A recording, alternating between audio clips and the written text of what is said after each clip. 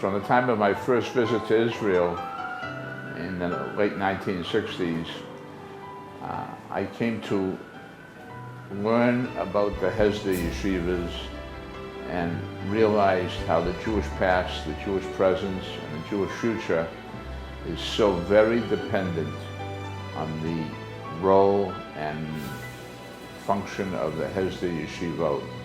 It was for that reason that I was especially excited when my sons Nachman and Eli were respectively each admitted for their year in Israel to Yeshivat Sha'alvim and had the opportunity to spend the full year with those boys who had dedicated themselves to the Israeli IDF and were able to learn with those boys throughout the academic year that they were spending in Israel. I had the privilege of visiting Sha'alvim, and it was a real thrilling experience to be there. My relationship with Sha'alvim does go back to the years that my son was a student there. It actually goes back a little further, and I'll give a shout out to Rav David Libor, who I grew up with in the 5 towns in Woodmere.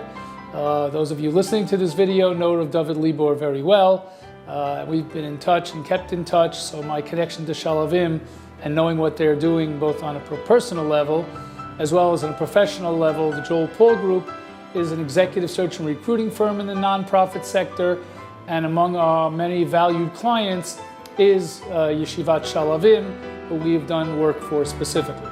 I have a son who is an alumni, Rabbi Avi Hachman, and a son-in-law, Judah Izikowitz, also an alumni of Yeshivat Sha'alvim. I think it was in 2000, we visited my son who was in his year of study at Sha'alvim.